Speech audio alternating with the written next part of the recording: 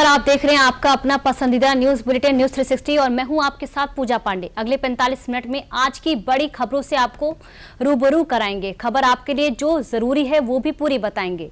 भारत की धारदार कूटनीति का डंका पूरी दुनिया में बज रहा है। भारत की इस कूटनीति ने बिना शोर मचाए कैसे अमेरिकी राष्ट्रपति ट्रंप के सुर बदल दिए, ये आपको विस्तार से समझाएंगे।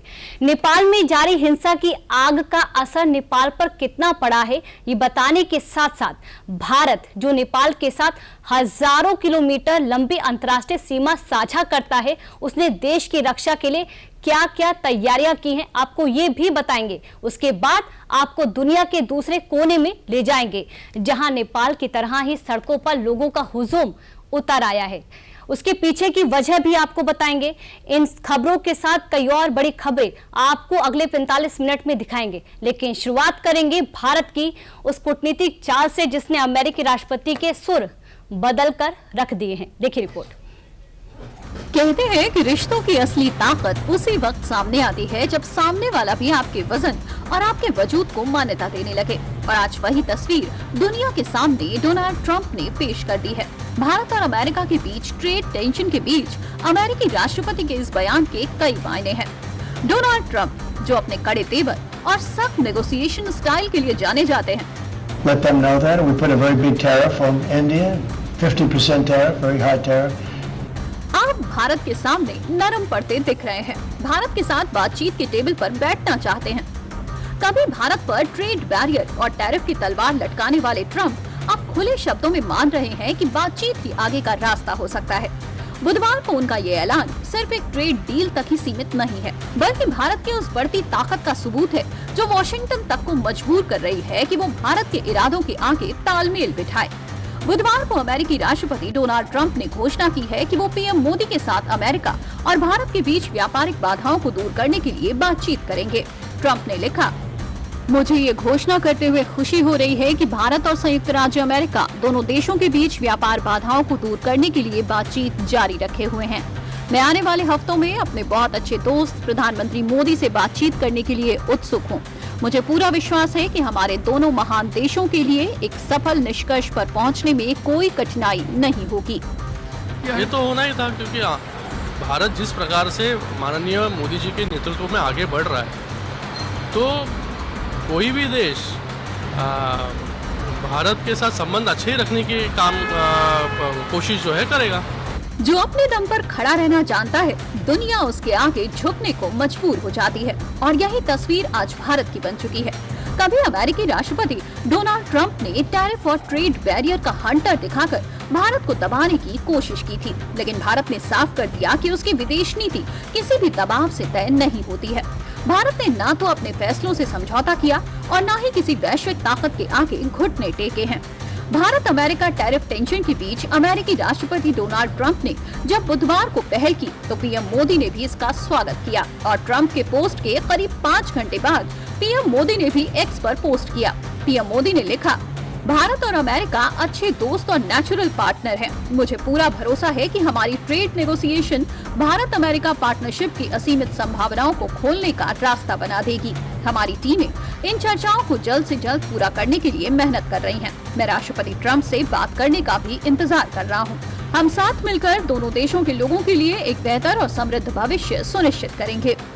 जहां कभी अमेरिका के वॉशिंगटन से ये शर्तें थोपी जाती थी, वहीं अब डील की टेबल पर भारत अपनी शर्तों और अपने हितों के साथ बैठा है। यानी तस्वीर साफ है, अब भारत किसी के फॉलोअर की भूमिका में नहीं है, बल्कि नेचुरल पार्टनर के रूप में हर उस देश के साथ खड़ा रहेगा जिसमें दोनों के हित की बात हो।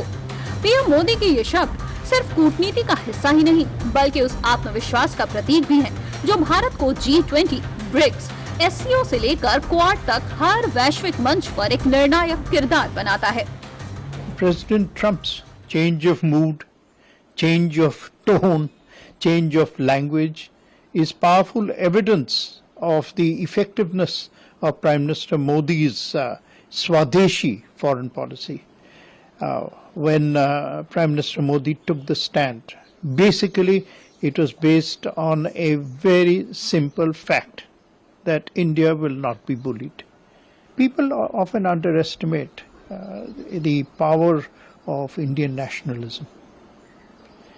India did not become independent in order to surrender its independence for small bits of a trade deal.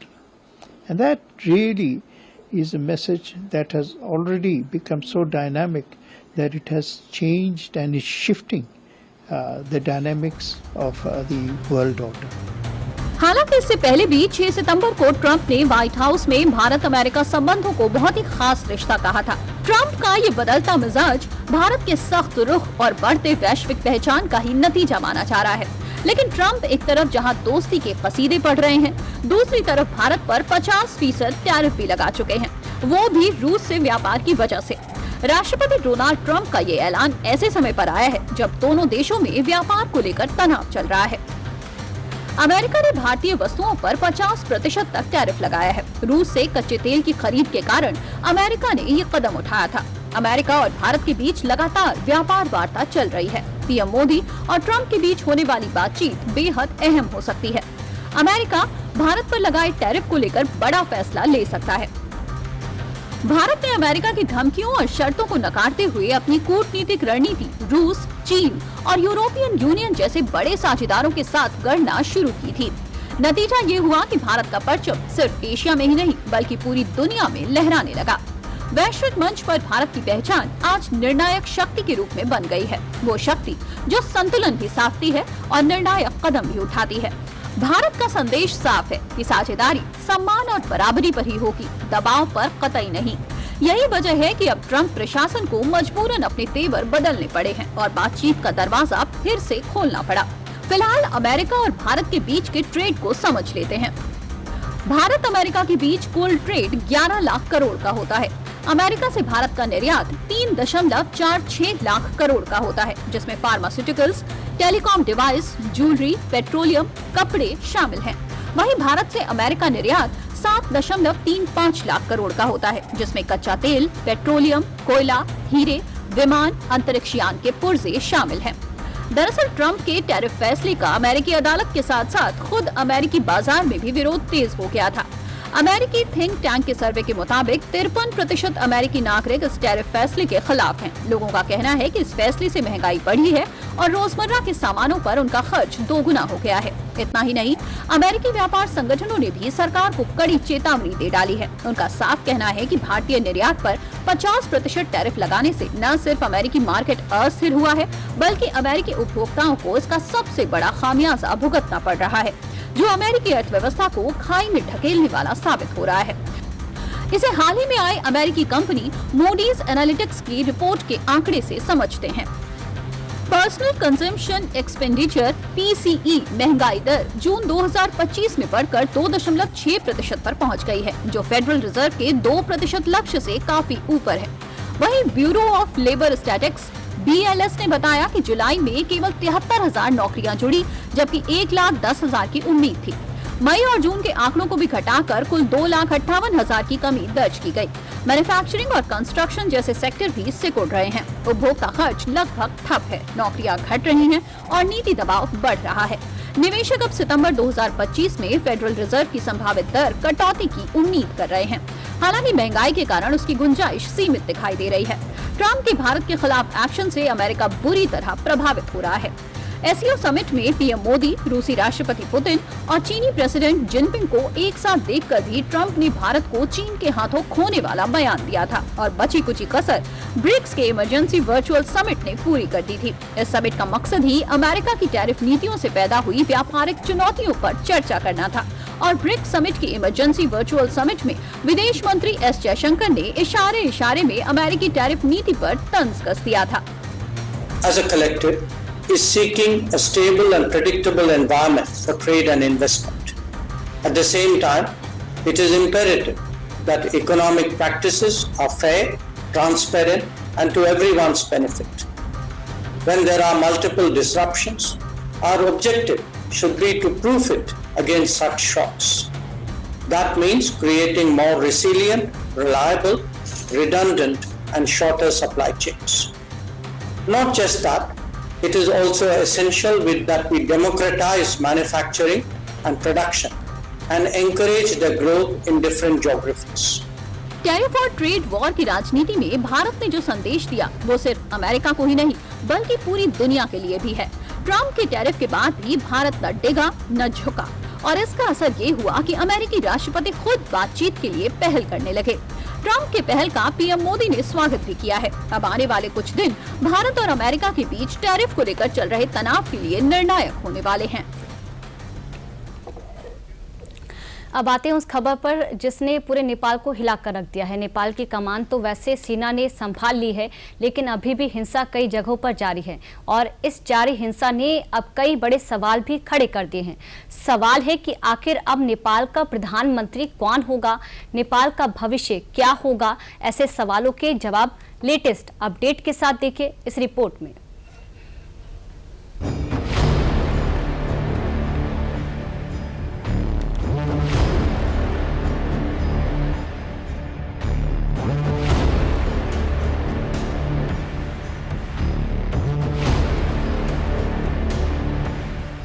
तस्वीरों में दिख रही ये आग भ्रष्टाचार के खिलाफ नेपाल के जेनजी आंदोलन से फूटे विस्फोट की वो कहानी है जिससे निकली चिंगारी ने नेपाल की बर्बादी की कहानी लिखी है।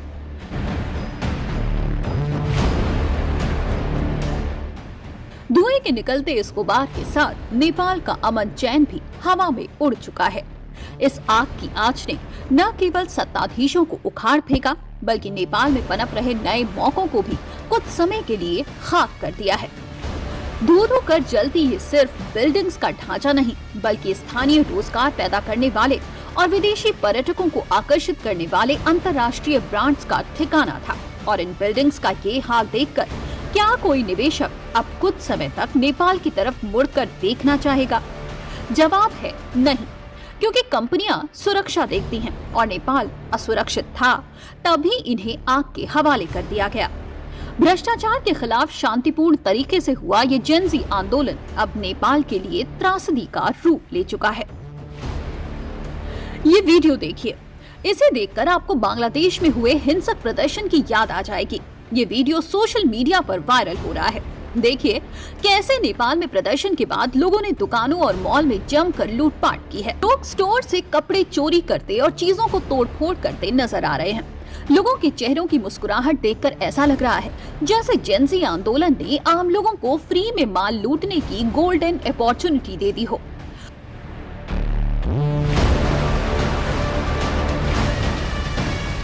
बुधवार को नेपाल में सोशल मीडिया बैन और भ्रष्टाचार के खिलाफ जारी प्रदर्शन का तीसरा दिन था।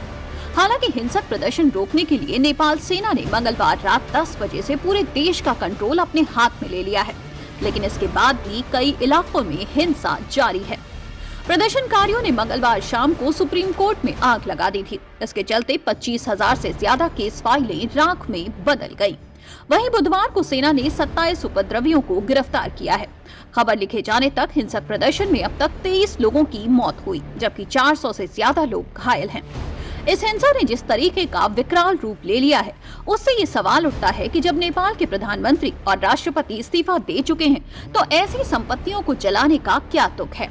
अब सेना ने जिन उपद्रवियों को गिरफ्तार किया है, उस पर इनका कहना है कि ये लोग स्थिति का गलत फायदा उठाकर तोड़फोड़, अराजकता, लूटपाट, आगजनी और जान माल को नुकसान पहुंचाने की साजिश कर रहे थे।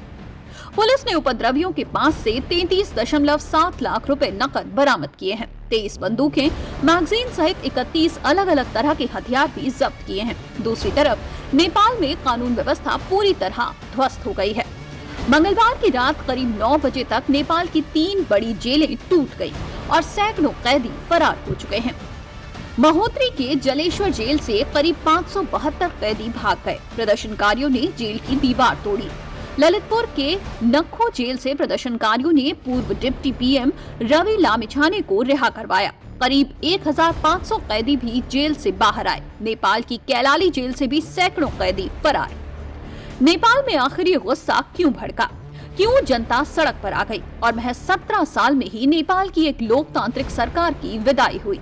नेपाल में प्रदर्शन को लेकर पूर्व नेपाली प्रधानमंत्री के.आई. सिंह के पोते यशवंत शाह ने जो कारण बताए हैं, उनको भी सुन लीजिए। देखिए, ये जो एक प्रोटेस्ट है, ये 8 तारीख को एक प्रोटेस्ट था जिसको होना था काठमांडू में। माइती घर एक जगह है वहाँ पर, और it was a peaceful protest और इसमें कोई भी ऐसी बात नहीं थी, कोई भी पॉलिटिकल पार्टीज इन्वॉल्व नहीं थी इसमें। एक वो स्टूडेंट्स फॉर जस्टिस करके एक बॉडी है, उन लोगों ने ये एक मुहिम चलाई थी और उसमें हुआ क्या कि जब सब पीसफुल प्रोटेस्टर्स कलेक्ट होने लगे तो 12,000 से ज़्यादा लोग सुबह 10 से 11 बजे के अंदर जमा हो गए थे।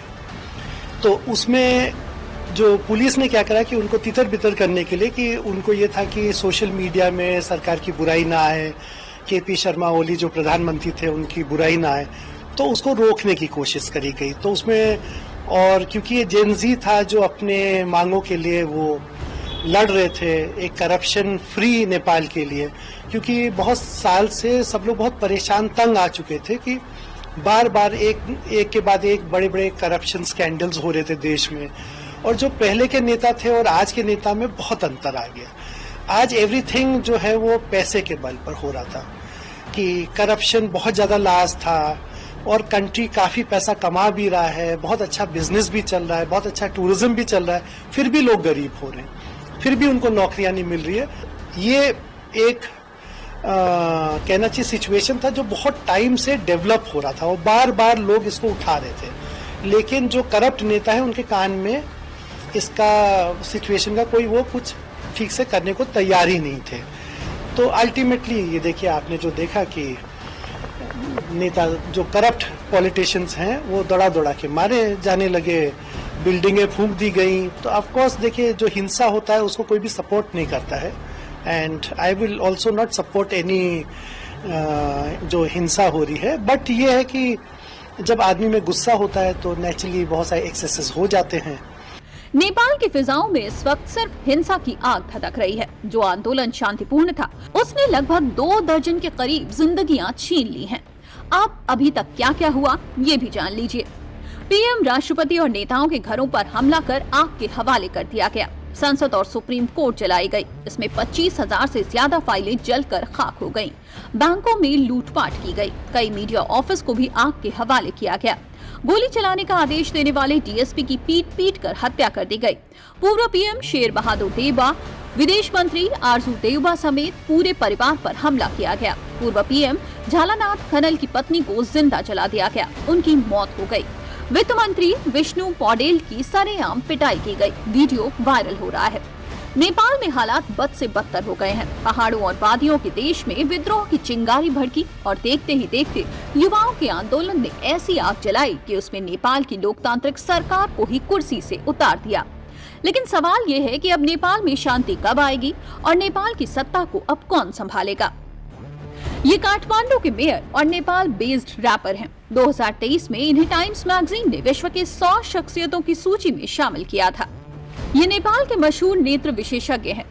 ये सुदन गुरुंग के हामी नेपाल एनजीओ से जुड़े हुए हैं। ये जेनजी आंदोलन को समर्थन देते हैं। इन्हें बिजली संकट और लोड शेडिंग खत्म करने वाले रोशनी के पुरोधा के रूप में जाना जाता है। जेनजी को आने वाला भविष्य मानते हैं। अंतरिम सरकार में युवाओं को लीडर बनाने की बात कही है। फिलहाल तो नेपाल की कमान सेना के हाथों में है, लेकिन सबसे बड़ा सवाल यही है कि नेपाल के जिन जेनजी ने यह आंदोलन किया, जब उनका मकसद पूरा हो गया तो इस तरीके से हिंसा क्यों हुई? क्या इसके पीछे कोई बड़ी साजिश भी है?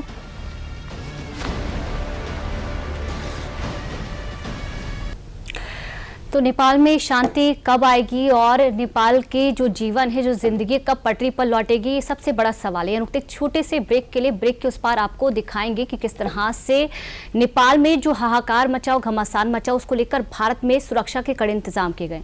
रुकते एक ब्रेक के लिए।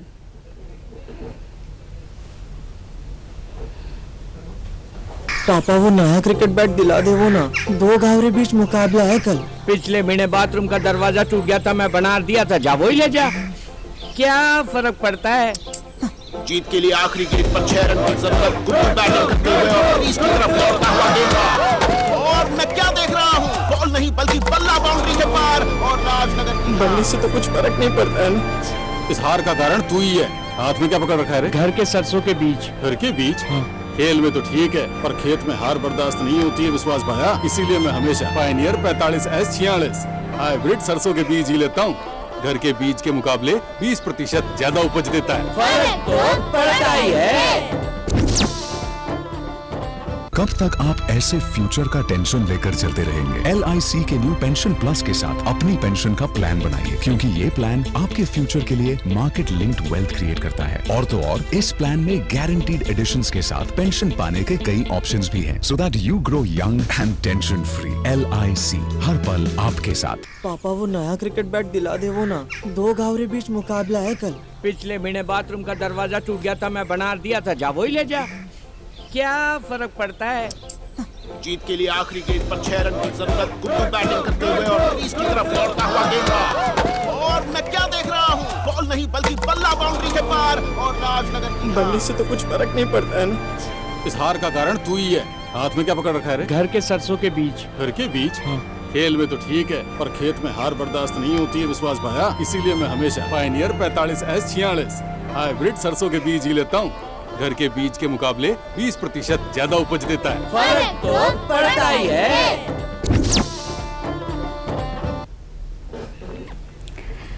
ब्रेक के बाद एक बार फिर आप सभी का स्वागत है। आपने नेपाल में जारी हाहाकार और उससे नेपाल पर पड़ने वाले असर से जुड़ी सभी बातों को तो जान लिया, मगर अब नेपाल में जारी हिंसा के बीच भारत की भी कुछ तैयारियों के बारे में भी जान लेते हैं।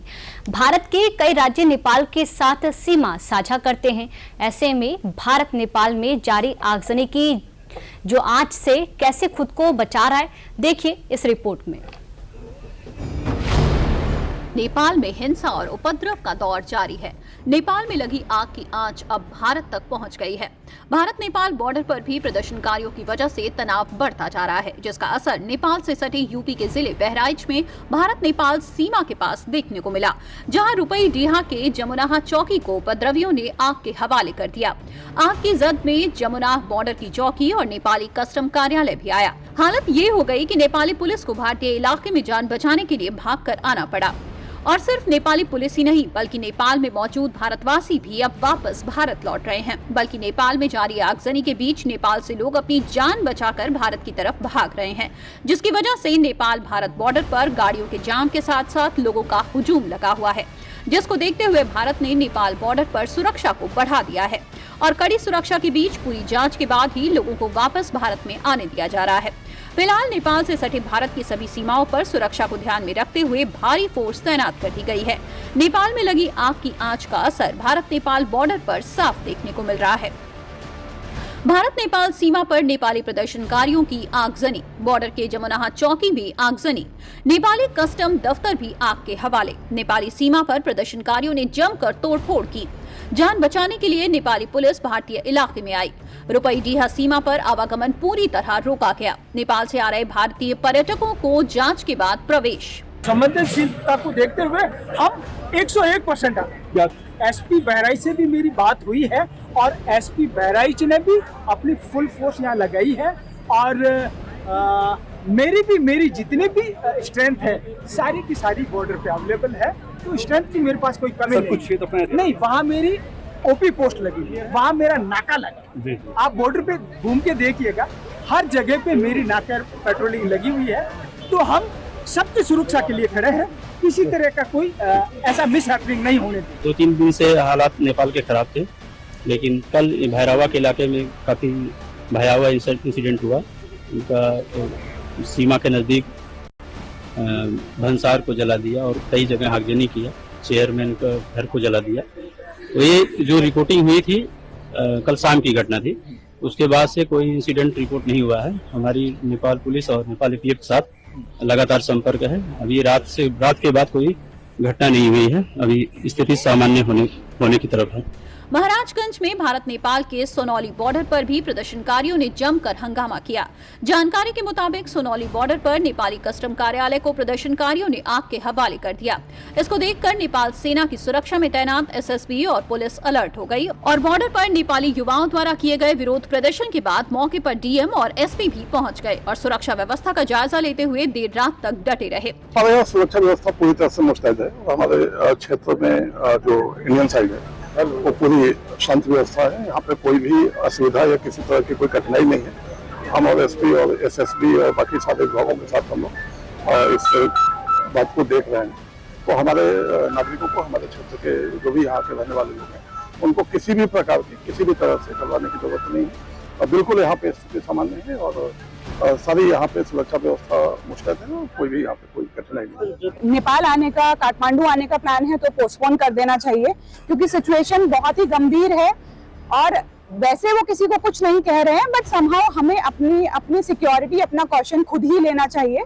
तो अभी मतलब this is not the right time to travel from Delhi to Kathmandu, तो better is stay safe in your India, that will be the best choice for all of us. Nepal की जर्नी हमारी स्टार्ट हुई थी 5 सितंबर से। जर्नी काफ़ी अच्छी थी बट आखिरी में आते आते हमारी जर्नी को डिफ़िकल्टी काफ़ी हुई। लास्ट में फ़्लाइट्स कैंसिल हो गई पोखरा से काठमांडू। फिर हमने टैक्सी बुक किया, बॉर्डर तक आए, 200 किलोमीटर हमने टैक्सी से कवर किया। अभी हम बॉर्डर पे हैं, इंडिया नेपाल बॉर्डर पे। यहाँ पे आके काफ़ी सेफ हम महसूस कर रहे हैं। रास्ते में काफ़ी दिक्कतें आई, रोड ब्लॉक्स थे, प्रोटेस्ट हो रहे थे, लोगों ने बैनर फूक रखे थे, मतलब काफ़ी सारी डिफिकल्टी थी बट फाइनली ड्राइवर भैया ने भी काफ़ी मदद की और हमें यहाँ पे बॉर्डर तक पहुँचाया। नेपाल में तनाव के बीच सीएम योगी आदित्यनाथ ने बड़ा फैसला लिया है। सीएम योगी ने आदेश दिया है कि नेपाल से सटे यूपी के सभी जिलों में पुलिस को 24 घंटे हाई अलर्ट पर रखा जाए। सीएम योगी ने डीजीपी राजीव कृष्ण को निर्देश दिया है कि सुरक्षा व्यवस्था को और मजबूत करने के लिए अतिरिक्त पुलिस बल तैनात किया जाए और नेपाल से जुड़े संवेदनशील जानकारी या पोस्ट पर लगातार नजर बनाए रखी जाए। नेपाल में फंसे भारतीयों के लिए भी यूपी पुलिस ने हेल्पलाइन नंबर जारी कर दिया है। नेपाल में फंसे भारतीयों के लिए यूपी के लखनऊ में कंट्रोल रूम बनाया गया। 3 हेल्पलाइन नंबर और एक व्हाट्सएप नंबर 24/7 चालू रहेंगे। 0522-239-0257, 0522-272-4010, 945-440-1674 पर कॉल कर सकते हैं। उत्तर प्रदेश सरकार के व्हाट्सएप नंबर 945-440-1674 पर मैसेज कर सकते हैं। नेपाल में जारी हिंसा की वजह से काठमांडू का त्रिभुवन इंटरनेशनल एयरपोर्ट को अस्थायी रूप से बंद कर दिया गया है, जिसका असर यूपी पर पड़ रहा है क्योंकि नेपाल जाने वाली 4 फ्लाइट्स की लखनऊ के अमौसी एयरपोर्ट पर लैंडिंग हुई है। फ्लाइट्स दिल्ली, दुबई और बैंकॉक से काठमांडू जा रही थी। अबू धाबी से काठमांडू जाने वाली फ्लाइट वाराणसी के लिए डाइवर्ट कर दी गई। दोपहर 3:20 पर वाराणसी के लाल बहादुर शास्त्री इंटरनेशनल एयरपोर्ट पर फ्लाइट लैंड की। फ्लाइट में 144 यात्री थे। यूपी समेत भारत के ऐसे 5 राज्य जिनमें सीमा नेपाल के साथ लगती है, जिनमें उत्तराखंड, उत्तर प्रदेश, बिहार, सिक्किम और पश्चिम बंगाल शामिल हैं। इन 5 राज्यों में सीमावर्ती इलाकों में हाई अलर्ट जारी है और सुरक्षा को भी बढ़ा दिया गया है। ये 5 राज्य मिलकर लगभग 1751 से 1850 किलोमीटर लंबी अंतर्राष्ट्रीय सीमा बनाते हैं और करीब 1850 किलोमीटर की यही अंतर्राष्ट्रीय सीमा नेपाल हिंसा के बीच फिलहाल भारत के लिए चिंता का विषय बनी हुई है। भारत और नेपाल की खुली सीमा से अवैध गतिविधियां जैसे हथियारों की तस्करी या आतंकी गतिविधियां बढ़ सकती हैं। नेपाल में भारत विरोधी भावनाएं भड़कने का खतरा है, जैसा कि बांग्लादेश में हुआ था। नेपाल की घटनाओं से प्रेरित होकर भारत में प्रदर्शन की आग भड़कना। नेपाल में लगी आग की आंच भारत के लिए चिंताजनक तो है, मगर उस आंच का असर भारत पर न पड़े, इसके लिए भारत सरकार पूरी सावधानी बरत रही है। भारत सरकार और सुरक्षा एजेंसियां नेपाल की स्थिति को लेकर बहुत सतर्क हैं। सीमावर्ती इलाकों में एसएसबी और पुलिस की गश्त बढ़ा दी गई है। ड्रोन और सीसीटीवी से लगातार निगरानी रखी जा रही है। भारत ये सुनिश्चित कर रहा है कि नेपाल की अशांति का असर उसकी सुरक्षा और स्थिरता पर न पड़े। भारत सरकार ने सुरक्षा के लिए तो कड़े इंतजाम कर दिए हैं, मगर नेपाल में जारी हिंसा का असर भारत पर भी पड़ रहा है, जिसकी गवाही ट्रकों की ये लंबी कतार दे रही है। एक के बाद एक कतार में लगे इन ट्रकों की गिनती सैकड़ों में है। दरअसल नेपाल में जारी हिंसा की वजह से भारत नेपाल बॉर्डर पर तनाव काफी बढ़ गया है, जिसकी वजह से दोनों देशों की सीमा पर बने अंतर्राष्ट्रीय एकीकृत चेक पोस्ट पर पिछले 48 घंटों से 3000 से अधिक ट्रक खड़े हो गए हैं। ये ट्रक पेट्रोलियम उत्पाद, आवश्यक सामान, खाने योग्य और खराब होने वाली वस्तुएं नेपाल ले जा रहे हैं। आयात निर्यात बंद होने से करोड़ों रुपए के व्यापार पर असर पड़ेगा। भारत के विदेश मंत्रालय के अनुसार नेपाल में प्रवासी भारतीयों की आबादी लगभग 7 लाख होने का अनुमान लगाया जा रहा है। इसके अलावा सीमा से लगने वाले भारतीय राज्यों के लोग बड़े पैमाने पर घूमने भी नेपाल जाते हैं, जो अब भारत वापस लौटने की गुहार लगा रहे हैं। भारत सरकार भी भारतवासियों की घर वापसी के लिए तैयारियों में जुटी हुई है।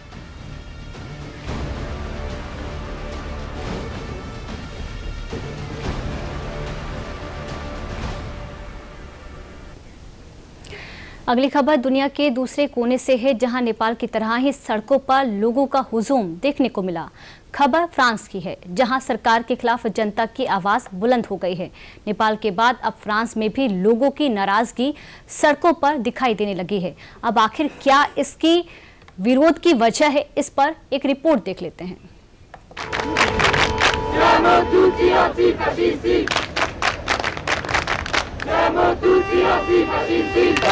सड़कों पर सैलाब, आसमान में गूंजते नारे और सत्ता के खिलाफ बगावत की ये आवाज।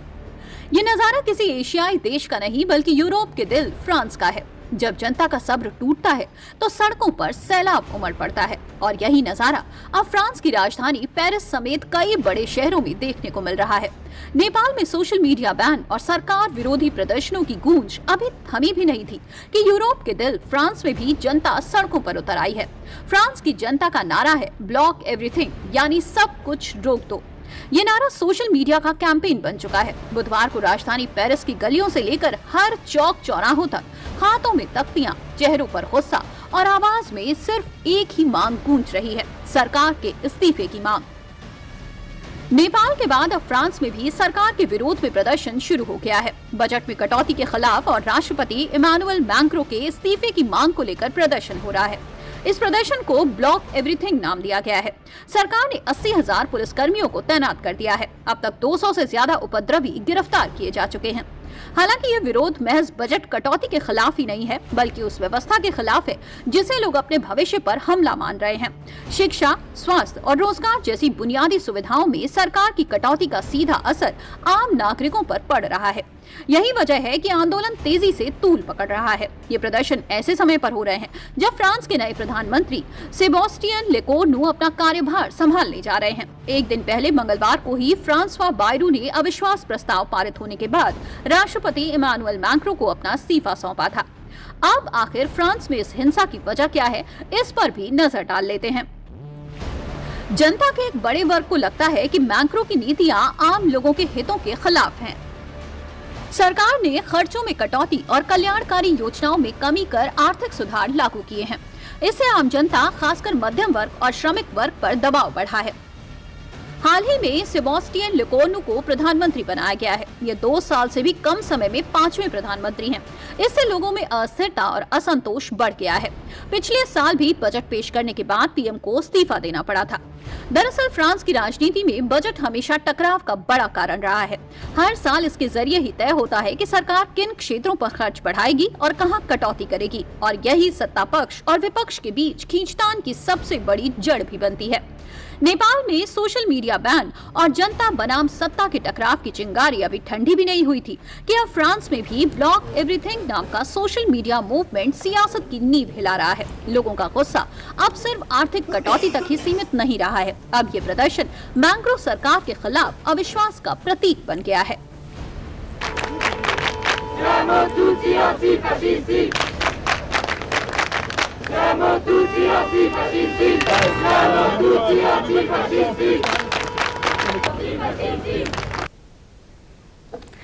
चलिए रुकते एक ब्रेक के लिए। ब्रेक के इस पार आपको दिखाएंगे कि आज मोदी कैबिनेट के क्या बड़े फैसले रहे। रुकते एक ब्रेक के लिए।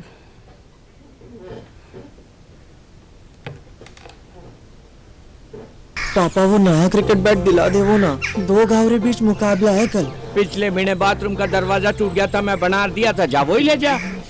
क्या फर्क पड़ता है। जीत के लिए आखिरी गेंद पर 6 रन की जरूरत। गुप्त बैटिंग करते हुए और क्रीज की तरफ लौटता हुआ गेंद, और मैं क्या देख रहा हूँ, बॉल नहीं बल्कि बल्ला बाउंड्री के पार और राजनगर की बल्ले से तो कुछ फर्क नहीं पड़ता है ना। इस हार का कारण तू ही है। हाथ में क्या पकड़ रखा है रे? घर के सरसों के बीज। घर के बीज? हाँ। खेल में तो ठीक है, पर खेत में हार बर्दाश्त नहीं होती है विश्वास भाया। इसीलिए मैं हमेशा पायनियर 45S46 हाइब्रिड सरसों के बीज ही लेता हूँ। घर के बीज के मुकाबले 20% ज्यादा उपज देता है। फर्क तो पड़ता ही है।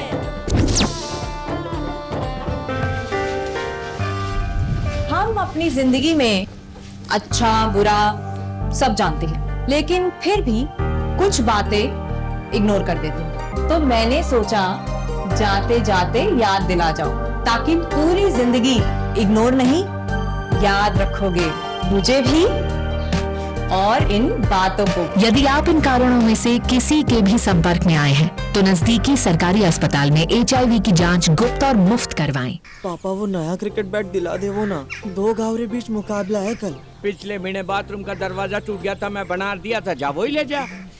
क्या फर्क पड़ता है। जीत के लिए आखिरी गेंद पर 6 रन की जरूरत। गुड्डू बैटिंग करते हुए और क्रीज की तरफ दौड़ता हुआ गेंद, और मैं क्या देख रहा हूँ, बॉल नहीं बल्कि बल्ला बाउंड्री के पार, और राजनगर की बल्ले से तो कुछ फर्क नहीं पड़ता है ना। इस हार का कारण तू ही है। हाथ में क्या पकड़ रखा है रे? घर के सरसों के बीज। घर के बीज? हाँ। खेल में तो ठीक है, पर खेत में हार बर्दाश्त नहीं होती है विश्वास भाया। इसीलिए मैं हमेशा पायनियर 45S46 हाइब्रिड सरसों के बीज ही लेता हूँ। घर के बीज के मुकाबले 20% ज्यादा उपज देता है। फर्क तो पड़ता ही है।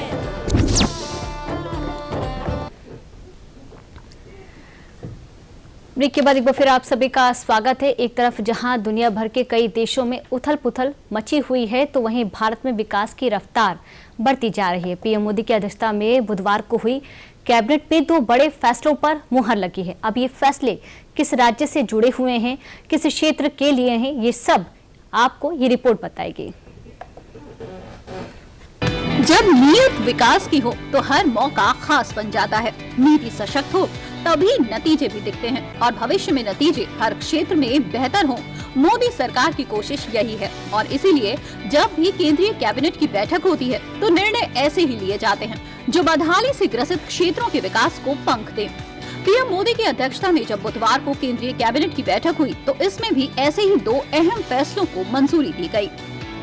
7,616 करोड़ रुपए के निवेश वाली बिहार में 2 परियोजनाओं को मंजूरी दी गई। पहली परियोजना बिहार में Buxar Bhagalpur high speed corridor पे 4 lane greenfield Mokama Munger highway के निर्माण को मंजूरी दी गई है। इस प्रोजेक्ट में 4,447.38 करोड़ रुपए की लागत आएगी। इसे हाइब्रिड एन्युटी मोड HAM के तहत बनाया जाएगा। इसकी कुल लंबाई 82,400 किलोमीटर होगी। दूसरी परियोजना भागलपुर दुमका रामपुर हाट के 177 किलोमीटर लंबी सिंगल रेलवे लाइन के दोहरीकरण की है। इस परियोजना पर 3,169 करोड़ रुपए की लागत आएगी। ये परियोजना बिहार, झारखंड और पश्चिम बंगाल को आपस में जोड़ने में महत्वपूर्ण भूमिका निभाएगी। इससे रेलवे संचालन में आसानी होगी, धार्मिक और पर्यटन स्थलों को बढ़ावा मिलेगा।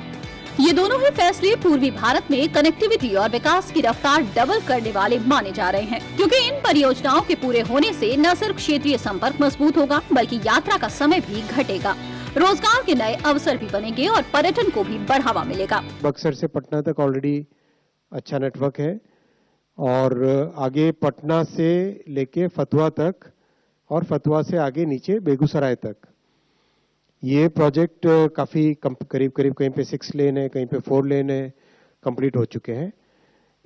आज जो अप्रूव हुआ है ये मोकामा से मुंगेर तक का सेक्शन 82 किलोमीटर्स का। आगे मुंगेर से फिर भागलपुर आपको ब्लू कलर में दिखाई दे रहा है, जो कि अंडर कंस्ट्रक्शन ऑलरेडी। तो ये करीब पूरे के पूरे सदर्न बिहार का बड़ा एक मेजर कॉरिडोर कंप्लीट 4 लेनिंग इसका हो जाएगा। 2 जो अप्रूव हुआ है वो है भागलपुर दुमका रामपुर हाट डबलिंग रेलवे लाइन का। भागलपुर दुमका रामपुर हाट डबलिंग ये 3,169 करोड़ रुपीस का प्रोजेक्ट है। ये प्रोजेक्ट भी बिहार, झारखंड और बंगाल को जोड़ने वाला एक बहुत ही इंपॉर्टेंट प्रोजेक्ट है, जो कि बिहार, बंगाल और झारखंड को जोड़ता है। इस प्रोजेक्ट को अगर हम मैप पे देखें तो बिहार से स्टार्ट होकर झारखंड से रामपुर हाट वेस्ट बंगाल में कनेक्ट होता है। केंद्रीय कैबिनेट की ये दोनों परियोजनाएं बिहार, झारखंड और पश्चिम बंगाल के लिए विकास की नई दिशा देने वाली हैं। वहीं इससे पहले 19 अगस्त को भी पीएम मोदी की अध्यक्षता में मंगलवार को केंद्रीय कैबिनेट की बैठक हुई थी। उस बैठक में 2 प्रोजेक्ट्स को मंजूरी दी गई थी, जिसमें राजस्थान के कोटा में ग्रीनफील्ड एयरपोर्ट और ओडिशा में कटक भुवनेश्वर 6 लेन रिंग रोड शामिल थी। अब आते हैं यूपी की खबरों पर। मॉरिशस के पीएम नवीन चंद्र राम गुलाम 3 दिवसीय दौरे के लिए आज वाराणसी पहुंच चुके हैं। गुरुवार को वह पीएम मोदी के साथ द्विपक्षीय बातचीत भी करेंगे। इस बातचीत के क्या मुद्दे हो सकते हैं और इस दौरे के बारे में सब कुछ इस रिपोर्ट में देख लेते हैं।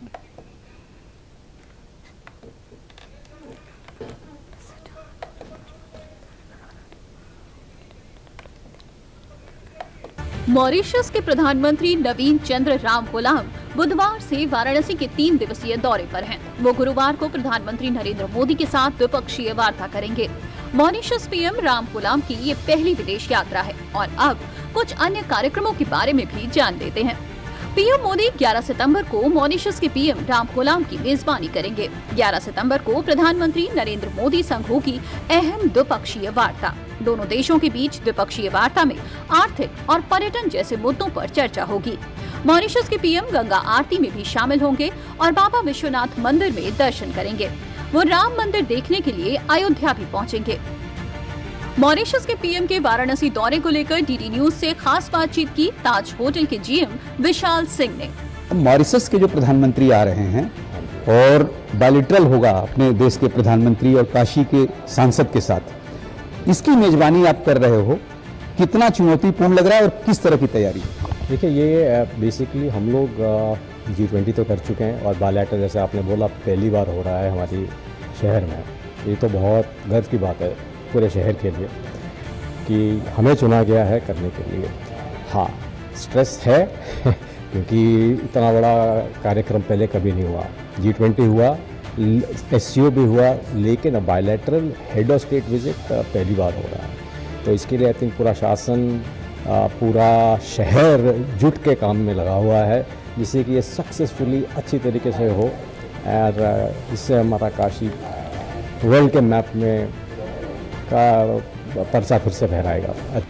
आपको बता दें कि 11 मार्च 2025 को जब पीएम मोदी मॉरिशस गए थे तब उन्होंने राम गुलाम को भारत आने का निमंत्रण दिया था। उस दौरान ही तय हो गया था कि दोनों देशों के बीच द्विपक्षीय वार्ता वाराणसी में होगी। अगली खबर नोएडा से है, जहां जबरन धर्म परिवर्तन और निकाह कराने के मामले में नोएडा पुलिस ने 3 आरोपियों को गिरफ्तार किया है। इस घटना का मुख्य आरोपी राजा मियां अपने माता पिता के साथ पकड़ा गया है। वहीं इस मामले से जुड़े कुछ और लोगों की पुलिस तलाश कर रही है। देखिए पूरी रिपोर्ट इस खबर में। देश भर में धर्मांतरण के मामले लगातार सुर्खियों में हैं। कहीं प्यार के नाम पर धोखा देकर धर्म बदलवाया जा रहा है तो कहीं लालच और दबाव बनाकर। ताजा मामला यूपी के नोएडा से है, जहां एक शादीशुदा महिला को प्रेम के जाल में फंसाकर जबरन धर्म परिवर्तन कराया गया और फर्जी दस्तावेजों से निकाह करा दिया गया। मामला जब सुर्खियों में आया तो पुलिस ने एक महिला समेत 3 आरोपियों को गिरफ्तार कर जेल भेज दिया है। ये कार्रवाई तब हुई जब पीड़िता के परिजनों ने हाईकोर्ट में बंदी प्रत्यक्षीकरण याचिका दाखिल की थी, जिसमें परिजनों ने गुमशुदा को तलाश करने की अपील की थी। हाईकोर्ट के आदेश के बाद पुलिस ने महिला को चेन्नई से बरामद किया।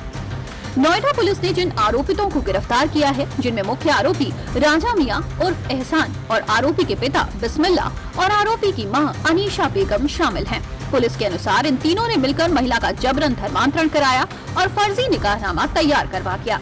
जानकारी के मुताबिक पीड़िता गढ़ी चौखंडी निवासी महिला 6 वर्षीय बच्चे की मां है। आरोप है कि राजा मियां ने उसे प्रेम जाल में फंसाकर जबरन धर्म परिवर्तन कराया और उससे निकाह कर लिया। महिला का नाम बदलकर खुशबू खातून रख दिया गया। पुलिस की प्रारंभिक निष्क्रियता से नाराज परिवार ने 22 अगस्त को हाईकोर्ट का दरवाजा खटखटाया। इसके बाद पुलिस ने सक्रियता दिखाई और 5 सितंबर को महिला को चेन्नई से बरामद कर लिया। धर्मांतरण का ये मामला नोएडा के फेज 3 थाना क्षेत्र के गढ़ी चौखंडी क्षेत्र से जुड़ा हुआ है, जहां पीड़िता का असली नाम प्रिया शर्मा है, जो पहले से कानपुर देहात के रहने वाले एक व्यक्ति से शादीशुदा है। जानकारी के अनुसार उनका एक 6 साल का बेटा भी है, जिसको बिहार के सीवान जिले के रहने वाले राजा मियां और एहसान ने अपने प्रेम जाल में फंसाकर उनका धर्मांतरण करवाया है। पीड़िता का विवाह वर्ष 2018 में कानपुर देहात के एक युवक से हुआ था। 2019 में उसने बेटे को जन्म दिया। 2021 में पति से अनबन हो गई। 2021 में ही अपने मायके नोएडा आकर एक फैक्ट्री में काम करने लगी, जहां उसकी मुलाकात गाजियाबाद के राजा मियां से हुई और नजदीकियां बढ़ गयी। आरोप है कि राजा मियां ने प्रेम जाल में फंसाकर जबरन पीड़िता का धर्म परिवर्तन कराया। धर्म परिवर्तन के बाद निकाह कर पीड़िता का नाम बदलकर खुशबू खातून रखा। पीड़िता की मां ने बेटी को बरामद करने के लिए हाईकोर्ट में याचिका दी थी। नोएडा पुलिस ने महिला को तमिलनाडु के चेन्नई से बरामद किया। जांच में निकाहनामा भी फर्जी पाया गया है। धर्मांतरण के इस रैकेट को नोएडा पुलिस ने कड़ी मशक्कत के साथ पर्दाफाश किया है, जहां पुलिस को नोएडा से लेकर तमिलनाडु के चेन्नई तक का सफर करना पड़ा, जिसमें पुलिस को कामयाबी भी हाथ लगी है। पुलिस अभी भी निकाह कराने वाले काजी और एक अन्य आरोपी की तलाश कर रही है। थाना फेज 3 पुलिस टीम के द्वारा 3 अभियुक्तों को गिरफ्तार किया गया जिनके द्वारा कूट रचित निकाहनामा बनाकर धर्म परिवर्तन कराने की घटना को अंजाम दिया है। इसमें से मुख्य अभियुक्त का नाम राजा मियां है और उसके साथ 2 अन्य उसके साथियों को जो विटनेसेस उनको भी गिरफ्तार किया गया। तीनों अभियुक्तों को न्यायिक हिरासत में भेजा जा रहा है अन्य विधिक कार्य दृष्टि। धर्मांतरण का ये मामला सिर्फ नोएडा तक ही सीमित नहीं है। आए दिन ऐसी खबरें आती रहती हैं कि नाम और पहचान छुपाकर लोग दूसरे धर्मों की महिलाओं को प्रेम का झांसा देते हैं और उनको अपना निशाना बनाते हैं। फिलहाल नोएडा पुलिस ने आरोपियों को गिरफ्तार कर न्यायालय के सामने पेश कर दिया है। न्यूज़ 360 में आज के लिए इतना ही। नमस्कार।